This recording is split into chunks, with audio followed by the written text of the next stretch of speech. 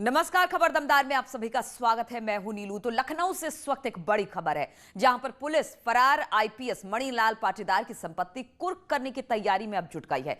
कई मौकों के बावजूद एसआईटी के सामने मणिलाल पाटीदार अब तक हाजिर नहीं हुए हैं, इसलिए पाटीदार के खिलाफ गैर जमानती वारंट लाकर पुलिस पाटीदार की संपत्ति कुर्क करने की तैयारी में जुट गई है। बताया जा रहा है कि महोबा के पूर्व एसपी मणिलाल पाटीदार की अहमदाबाद में चाय की दुकान है। दुकान की कमाई का आधा हिस्सा पाटीदार को ही मिलता है।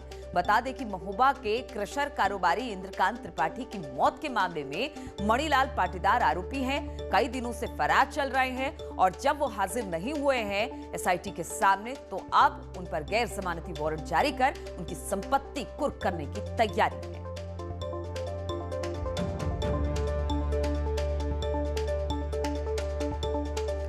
और बातचीत करने के लिए ऋषभ मणि हमारे साथ जुड़ गए हैं। ऋषभ, लगातार आईपीएस मणिलाल पाटीदार को बुलाया जा रहा है, लेकिन वो नहीं पहुंच रहे हैं और शायद यही वजह है कि अब उनकी संपत्ति को कुर्क करने की तैयारी शुरू हो गई है।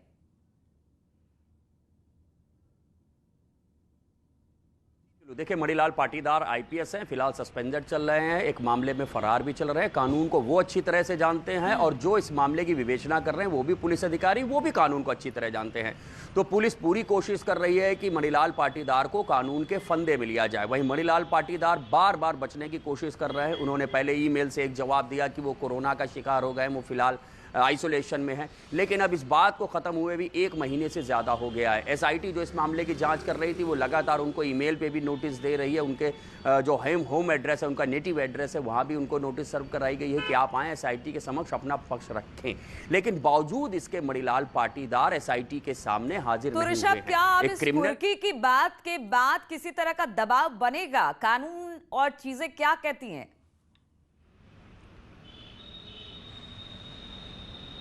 जी बिल्कुल बिल्कुल, जाहिर सी बात है बनेगा। देखिए, वो जिस प्रोसेस में जा रहे हैं, अब पुलिस के पास अगला कदम एनबीडब्ल्यू नॉन अवेलेबल वारंट लेने का है।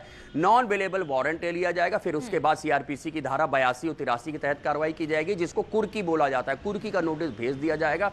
तब शायद पाटीदार को भी समझ में आएगा कि मामला बहुत गंभीर है, जिससे वो बचने की कोशिश कर रहे हैं।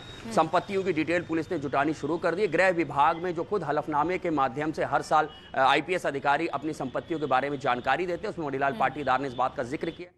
चलिए, तो आप कुर्की की तैयारी हो रही है, दबाव बनाने की कोशिश की जा रही है मणिलाल पाटीदार पर। ऋषभ, आप हमारे साथ बने रहिए, क्योंकि एक और खबर लखनऊ से ही आ रही है। बड़ी खबर है, जहां पर लिव इन में रह रही युवती को करवा चौथ मनाने पर उनके परिवार वालों ने उसके साथ मारपीट की है। युवती का नाम फिरदौश है, जो अपने पार्टनर कौशिक यादव के साथ लिव इन रिलेशनशिप में रह रही थी, लेकिन उसने जब करवा चौथ का व्रत रखा तो परिवार वाले अचानक उसके घर पहुंच गए और बवाल शुरू कर दिया। परिवार वालों ने लड़की और उसके पार्टनर पर हमला कर दिया।